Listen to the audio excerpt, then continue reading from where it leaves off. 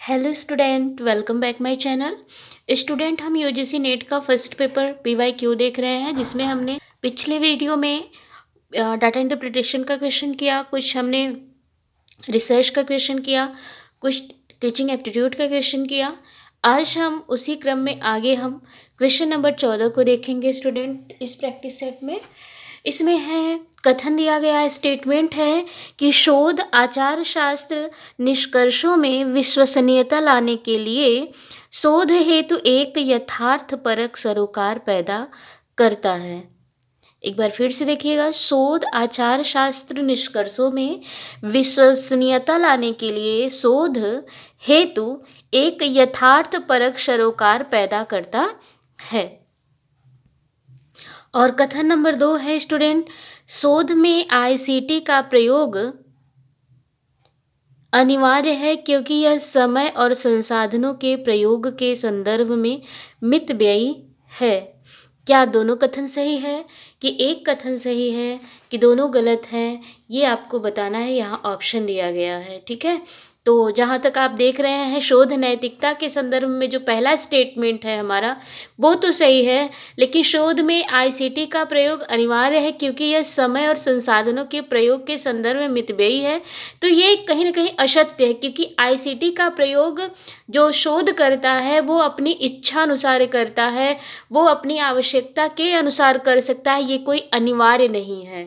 आप अपनी सुविधा के लिए, आप अपने सहयोग के लिए और बेहतर बनाने के लिए आईसीटी का प्रयोग कर सकते हैं, लेकिन ये अनिवार्य नहीं है। तो स्टूडेंट, हमारा जो ऑप्शन नंबर सी है ये सही है। कथन एक सही है लेकिन कथन 2 गलत है। यहाँ थोड़ा सा है, आप पढ़ लीजिए कि शोध आचार शास्त्र निष्कर्षों में विश्वसनीयता लाने के लिए शोध हेतु यथार्थपरक सरोकार पैदा करता है।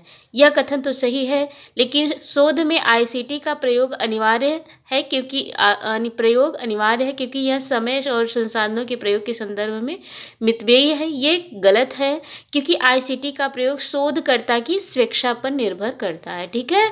नेक्स्ट कथन है, असर्शन रीजन है। इसमें देखिए क्या दिया है कि शोध प्रबंध में संदर्भन के प्रारूप और शैली का प्रयोग औपचारिक प्रोटोकॉल का अनुपालन सुनिश्चित करने के प्रयोजन से किया जाता है। और इस रीजन दिया है, औपचारिक प्रोटोकॉल प्रतिवेदित शोध के मानदंडों और प्रक्रियाओं से विलगता को रोकना सुनिश्चित करना होता है, ठीक है। अब इसमें बताना है कि कौन सा कथन सही है और कौन सा असत्य है।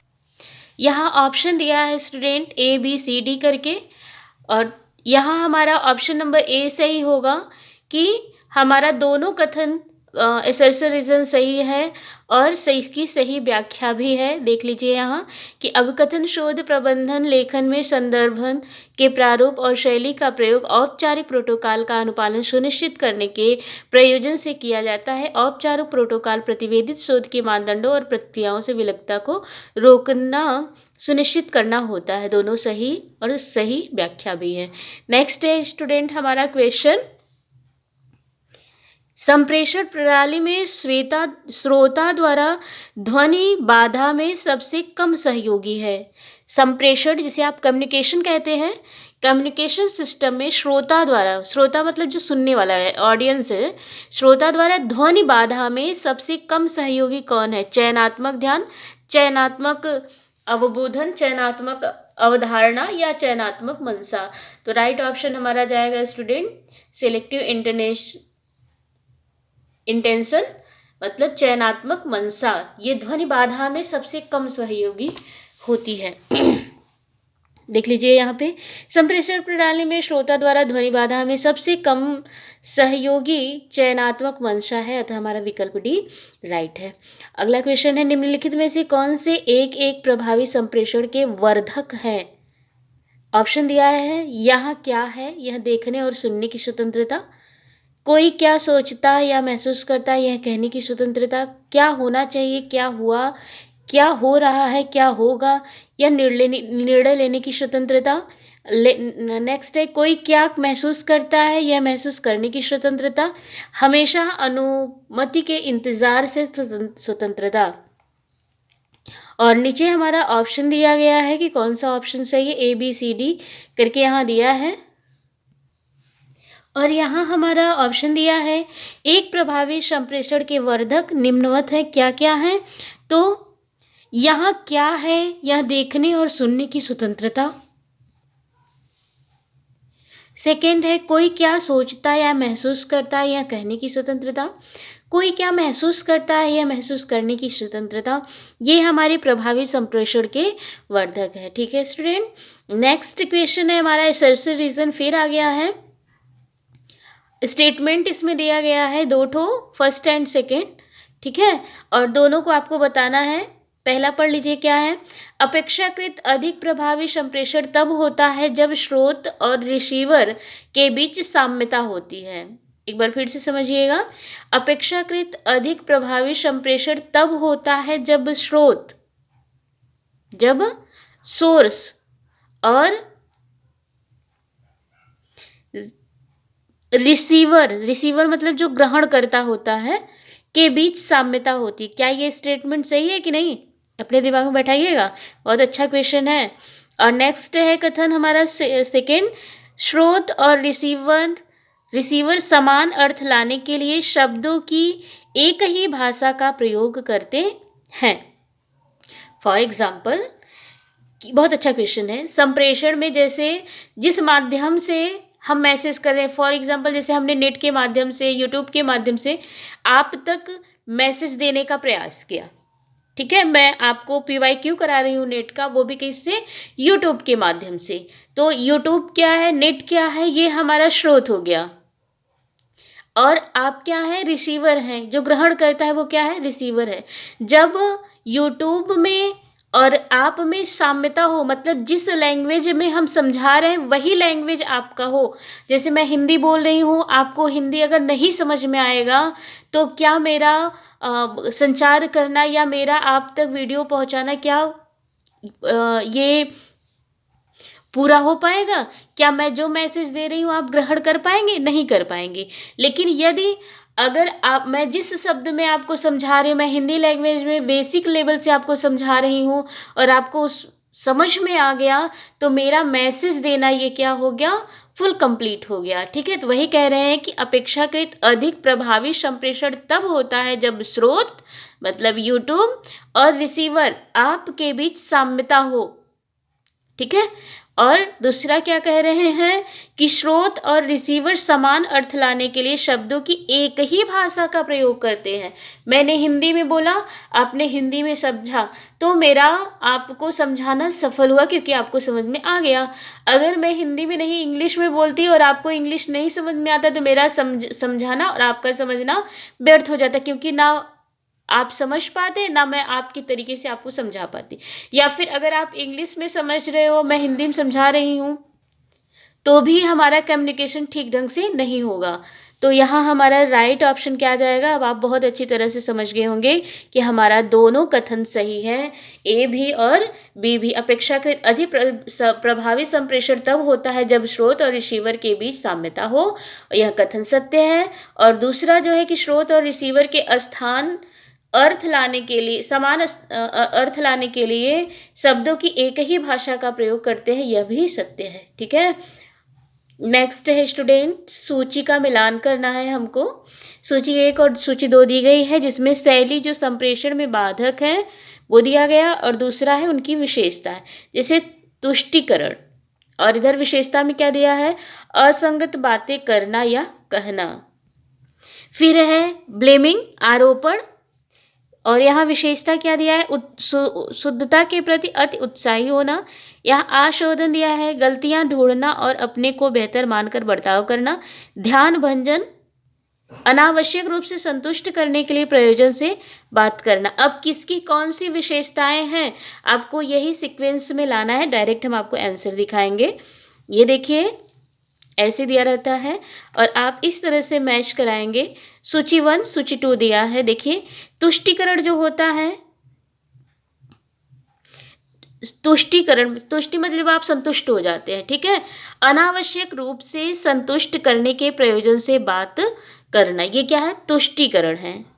ठीक है, अनावश्यक रूप से संतुष्ट करने के लिए, तुष्टीकरण की विशेषता क्या होती है कि अनावश्यक रूप से निरर्थक संतुष्ट करने के प्रयोजन से बात करना ही क्या है, तुष्टीकरण की विशेषता है। दूसरा है आरोपण, ब्लेमिंग। ब्लेमिंग क्या होता है, गलतियां ढूंढना और अपने को बेहतर मानकर बर्ताव करना। हम हमेशा क्या करते हैं, अपनी गलतियों को नहीं ध्यान में रखते कि नहीं मैंने गलती किया, हमने हमेशा दूसरों पे ब्लेम किया है कि नहीं तुमने ऐसे किया तो ऐसा हुआ, हमने तो कोई कुछ किया ही नहीं। तो इसमें क्या होता है, गलतियां हम ढूंढते हैं ना, गलतियां ढूंढना और अपने को बेहतर मानकर बर्ताव करना, ये किसकी विशेषता है, तो आरोपण की, ब्लेमिंग की विशेषता है।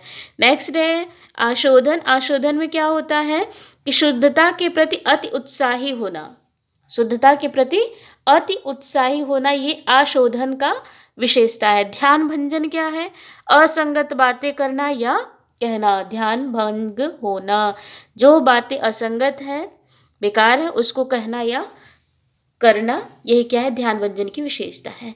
नेक्स्ट क्वेश्चन है हमारा, यहाँ फिर से सेशन रीजन का क्वेश्चन है। कथन देखिए दिया है, जब स्रोत एवं श्रोता एक ही तरंग पर होते हैं तो प्रभावी संप्रेषण घटित होता है। जब स्रोत ऑडियंस और श्रोता, सॉरी जब सोर्स, ठीक है, स्रोत, स्रोत को इंग्लिश में सोर्स कहते हैं, स्रोत और ऑडियंस दोनों एक ही तरंग पर होते हैं तो प्रभावी संप्रेषण घटित होता है। और दूसरा कारण इसका दिया है, ये अभिकथन था, इसका कारण दिया है कि स्रोत एवं श्रोता एक समान अर्थ ज्ञापित करने हेतु एक ही तरह की भाषा एवं पदों का अनुप्रयोग करते हैं। एक बार फिर से समझिएगा, जब स्रोत एवं श्रोता एक ही तरंग पर कार्य करते हैं तो प्रभावी संप्रेषण घटित होता है। जैसे मैं YouTube के माध्यम से आपको पढ़ा रही हूँ, तो ये नेट, ये YouTube क्या है, स्रोत है, और आप क्या है, श्रोता है। हम दोनों एक ही तरंग पर कार्य कर रहे हैं, मतलब हम वीडियो अपलोड कर रहे हैं और आप जैसे ही आपने चैनल को मेरे सब्सक्राइब कर रखा है, जैसे ही मैंने अपलोड किया आपने तुरंत देख लिया, तो क्या होगा, जो मैं आपको PYQ करा रही हूँ आप क्या करेंगे, उसको तुरंत ग्रहण करेंगे, तो हमारा संप्रेषण क्या होगा, प्रभावी होगा कि नहीं होगा, ऑफकोर्स प्रभावित होगा। नेक्स्ट इसका रीजन बता रहे हैं कि स्रोत मतलब सोर्स यूट्यूब एवं श्रोता मतलब आप एक समान अर्थ ज्ञापित करने हेतु एक ही तरह की भाषा एवं पदों का अनुप्रयोग करते हैं। मैं वही लैंग्वेज यूज करूंगी जो आप समझ पाते हैं। मैं इतना इजी वे में समझाना चाहती हूँ जैसा आप समझना चाहते हैं। तब क्या होगा, हमारा ये जो संप्रेषण का कार्य है, हमारी ये जो कम्युनिकेशन का कार्य है, ये बहुत अच्छी ढंग से हो जाएगा। मैं बहुत आसानी से आपको समझा लूँगी, आप समझ जाएंगे, है ना। तो ये क्या है, दोनों कथन, अभिकथन और कारण दोनों सही है कि नहीं सही है। देखिए इस तरह से ऑप्शन दिया हुआ है, आपको देखना है इसमें। तो हमारा दोनों अभिकथन और कारण दोनों सही है, ऑप्शन नंबर 1 हमारा सही हो जाएगा। अभिकथन, जब स्रोत एवं श्रोता एक ही तरंग पर होते हैं तो प्रभावी संप्रेषण घटित होता है, ये सत्य है। और इस संदर्भ में दिया गया कारण कि स्रोत एवं श्रोता एक समान अर्थ ज्ञापित करने हेतु एक ही तरह की भाषा एवं पदों का प्रयोग करते हैं, ये भी सही है। तो हमारा ऑप्शन नंबर ए राइट होगा। नेक्स्ट क्वेश्चन है, एक दूध विक्रेता इस प्रयोजन से दूध में जल मिलाता रहा कि उसे जल मिश्रित दूध को शुद्ध दूध के लागत मूल्य पर बेचने से 25% का लाभ प्राप्त हो। जल और दूध का अनुपात बताइए। हम मान लेते हैं, एक बार फिर से पढ़ दें क्या। क्वेश्चन दिया है, एक दुग्ध विक्रेता दूध बेचने वाला इस प्रयोजन से दूध में जल मिलाता रहा कि उसे जल मिश्रित दूध को शुद्ध दूध के लागत मूल्य पर बेचने से 25% का लाभ हो। तो जल और दूध का अनुपात कितना होगा। तो हम मान लेते हैं कि 1 लीटर दूध का क्रय मूल्य 100 रुपया है। जब वह शुद्ध दूध खरीदता है तो 100 रुपया लीटर वह खरीदता है, सपोज दैट। फिर इसके बाद जब उसमें दूध में जल मिला देता है, पानी मिला देता है, तो कितने प्रतिशत लाभ कमाने के लिए बेचता है, 25%। मतलब पहले उसने 100 रुपये में खरीदा लेकिन 25% लाभ भी कमाना चाहता है, तो 100 में 25 जोड़ दो, 125 रुपये में जब वह बेचेगा तब तो उसको 25% की लाभ होगी। तो मिश्रित दूध का विक्रय मूल्य 125 रुपये होगा। तो दोनों में अनुपात कितने का होगा, 125 बटे 100 कर देंगे, विक्रय मूल्य बटे क्रय मूल्य आ जाएगा आपका 5/4 लीटर, अर्थात दूध मिश्रण की मात्रा कितना होगी 5/4, अर्थात दूध की मात्रा 1 लीटर में पानी की मात्रा निकालना है तो आप 5/4 में से 1 घटा देंगे तो 1/4 आ जाएगा। अभिष्ट अनुपात हमारा क्या हो जाएगा 1/4 संबंधे 1, तो इसको आप हल करेंगे तो 1 संबंधे 4 आएगा। ठीक है स्टूडेंट, इस तरह से आज हम इतना ही क्वेश्चन पढ़ेंगे। नेक्स्ट वीडियो में हम आगे का क्वेश्चन देखेंगे। एक यहाँ क्वेश्चन नंबर 22वां है, देख लीजिए। यहाँ दिया है 12% वाले एक ऋण प्रपत्र से 20% का लाभ प्राप्त होता है, उक्त ऋण प्रपत्र का बाजार मूल्य क्या होगा। तो एनटीए ने इसको गलत माना है और इस पे सभी लोगों को समान आंसर दिया, समान नंबर दिया है। तो ये क्वेश्चन कहीं ना कहीं फॉल्ट है, इसलिए मैं इसको नहीं बताऊंगी। ठीक है, और ऐसे जब क्वेश्चन आते हैं तो जितने बच्चे एग्जाम में उपस्थित होते हैं ना तो उसको सामान्य अंक दे दिया जाता है। ठीक है, नेक्स्ट वीडियो में हम आगे का क्वेश्चन करेंगे। ये हमारा 22 क्वेश्चन रहा। नेक्स्ट वीडियो में हम 23 क्वेश्चन से देखेंगे। अगर आप चैनल पे नए हैं स्टूडेंट तो चैनल को सब्सक्राइब कीजिए, लाइक कीजिए, शेयर कीजिए अपने दोस्तों में। और हाँ, अगर आपको कहीं नहीं समझ में आता है, कोई प्रॉब्लम होती है तो मुझे कमेंट बॉक्स में ज़रूर लिखिएगा, बताइएगा और अपने दोस्तों में शेयर करना ना भूलिए। Thank you for watching my video.